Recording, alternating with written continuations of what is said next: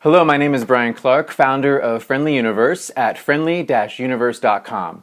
And today I'm here to talk to you about how you can identify whenever you're in a stressed state and pull yourself out of it more quickly.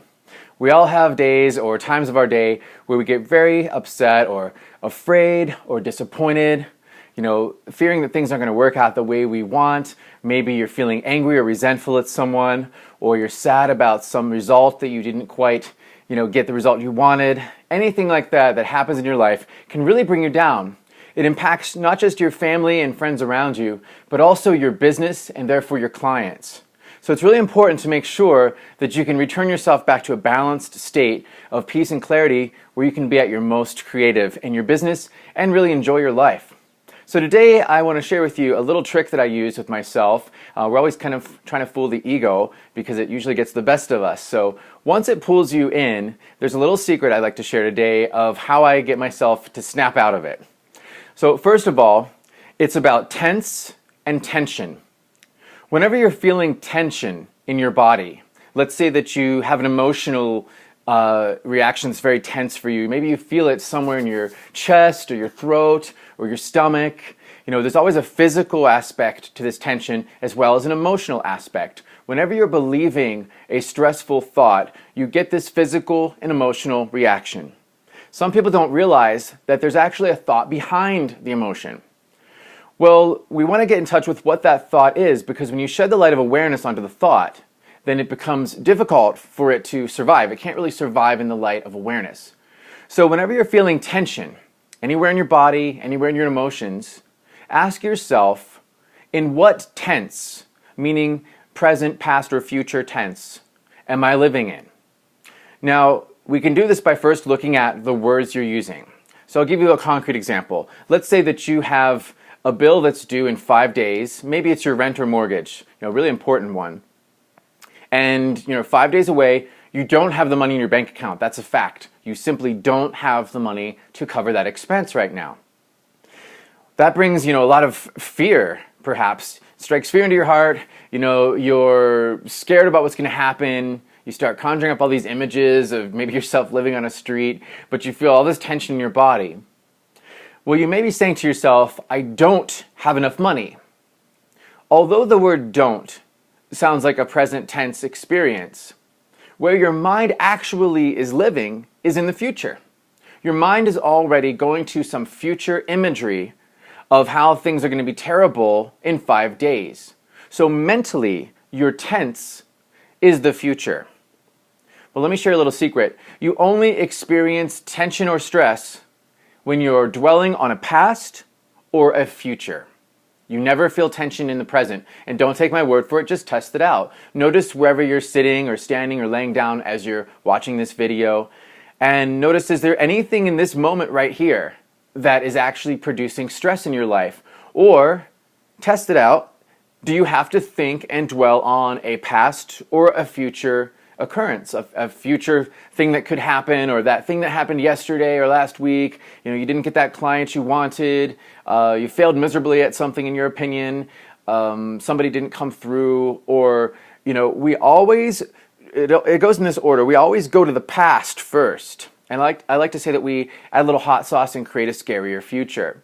So whenever you say I don't have enough money, what you're actually doing is your mind will go back and show you some images. And they're all just images. The subconscious mind doesn't realize they're not real. It just believes the images that pop up. So you see an image, let's say, of another time that you were struggling. Or maybe you have a friend or a coworker or something that is struggling with finances. So these images pop into your head, these images of past occurrences. So we see an image of the past. And then, like I said, we add a little hot sauce, we make it a little scarier, so it's going to be really difficult. We juice it up a little bit, and then we create these images of future that pop into our head. And we become so attached to the images in our head that we don't realize the reality that's right in front of us. So when we're in touch with all those fears of the past and the future, what's going to happen, we become very stressed.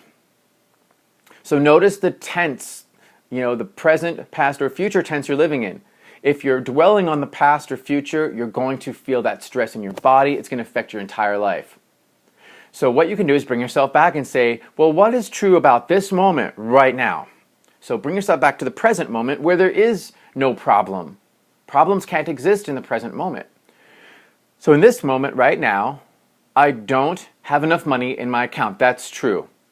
The thought I was actually living in was really, I won't have enough money. So even though my thoughts may have produced I don't, my mental imagery took me to I won't. So if you feel stressed and you believe, oh, well, Brian's wrong, I'm in the present with this thought, just check it out, because your don't might actually be a won't. Now, you might also just go directly to the won't. This won't happen. That person, I won't get that sale, I won't fill that course, I won't get that new client. So you might just directly go there. Another example of that, to go from a present statement that's actually a future experience, is I don't have enough clients. Right here, you don't have enough clients. Well, enough clients for what? You're actually, again, in the future, imagining that you won't have enough clients. You won't have enough money to put food on the table and pay the bills. So whenever you catch yourself in past or future, simply notice that the pattern is always, when you're feeling stressed, the mind goes to the past, borrows some of those examples as evidence, and I like to say, can this actually serve as evidence in a courtroom? These pictures, they're like Polaroid pictures of these past events. Does the fact that you didn't have enough money last month prove beyond shadow of a doubt that you won't have enough money in 5 days from now? You see, whenever you're so stuck in these images of past and future, you miss out on the present opportunities that are right in front of you, right under your nose, waiting to be noticed. So I invite you today, my little exercise for you is to practice this today. And if you have a stress-free day, great. The next time you're feeling stressed, check it out. Notice the images that are popping into your head. Are they past, present, or future? And I have a little hint for you, they'll never be the present. So notice the past and the future images that pop up and how you become so attached to those images. And again, check out the language. If you're saying I don't, then you might actually be thinking and dwelling in I won't, this future thought. So that's my exercise for you today about tense and tension. When you're feeling tension, ask yourself, what tense am I living in?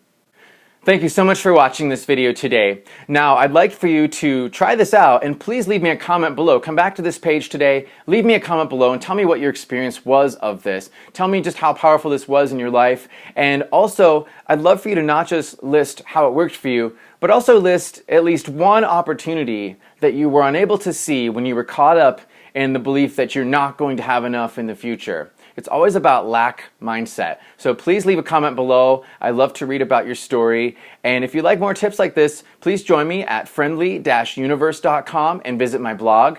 And you can learn more about what I do. I help wellness entrepreneurs to bring their message to the world in a much bigger way and make an impact to create a much friendlier universe here.